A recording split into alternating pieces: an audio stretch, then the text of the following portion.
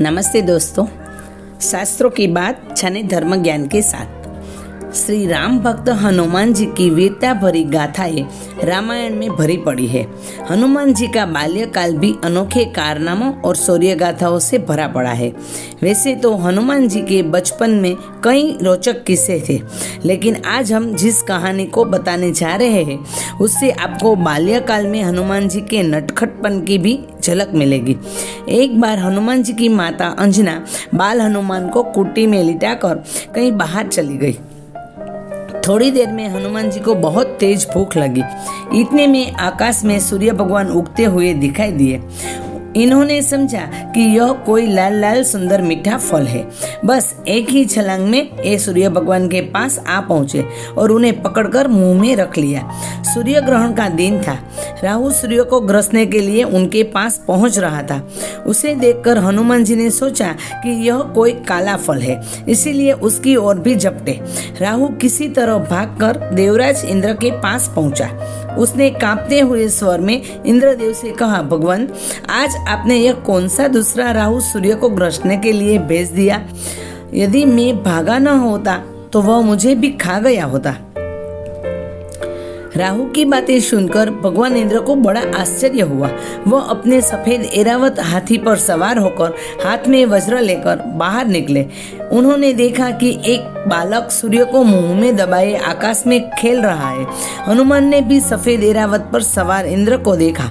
उन्होंने समझा कि यह भी कोई खेलने लायक खिलौना है। वह उधर भी झपट पड़े। यह देखकर देवराज इंद्र बहुत ही क्रोधित हो उठे।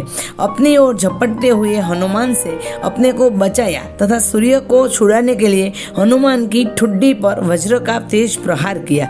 वज्र के उस प्रहार से हनुमान का मुंह खुल गया और वह बेहोश होकर पृथ्वी पर गिर पड़े। हनुमान के गिरते ही उनके पिता वायु देवता भी वहां पहुंच गए। अपने बेहोश बालक को उठाकर उन्होंने छाती से लगा लिया।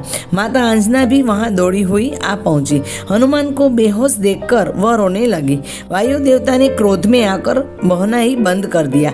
हवा के रुक जाने के कारण तीनों लोकों में सभी प्राणी व्याकुल हो उठे। पशु पक्षी बेहोश होकर गिरने लगे। पेड़ पौधे और फसलें कुम्हालने लगे। ब्रह्मा जी इंद्र सहित सारे देवताओं को लेकर वायु देवता के पास पहुंचे। उन्होंने अपने हाथों से छूकर हनुमान जी को जीवित करते हुए वायु देवता से कहा, वायु देवता, आप तुरंत बहना शुरू करें। वायु के बिना सब लोगों के प्राण संकट में पड़ गए हैं। यदि आपने बहने में जरा भी देर की तो तीनों लोगों के प्राणी मौत के मुंह में चले जाएंगे। आपके इस बालक को आज सभी देवताओं की ओर से वरदान प्राप्त होगा। ब्रह्मा जी की बात सुनकर सभी देवताओं ने कहा, आज से इस बालक पर किसी प्रकार के अस्त्र शस्त्र का कोई प्रभाव नहीं पड़ेगा। इंद्र ने कहा, मेरे वज्र का प्रभाव भी अब इस पर नहीं पड़ेगा। इसकी ठुड्डी वज्र से टूट गई थी, इसीलिए इसका नाम आज से हनुमान होगा।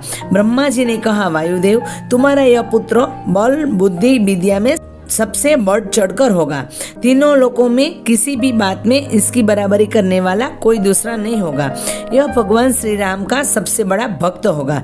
इसका ध्यान करते ही सबके सभी प्रकार के दुख दूर हो जाएंगे। यह मेरे ब्रह्मास्त्र के प्रभाव से सर्वथा मुक्त होगा। वरदान से प्रसन्न होकर और ब्रह्मा जी एवं देवताओं की प्रार्थना सुनकर वायुदेव ने फिर पहले की तरह बहना शुरू कर दिया। तीनों लोगों के प्राणी प्रसन्न हो उठे और हनुमान जी बल बुद्धि विद्या से महावीर कहलाए।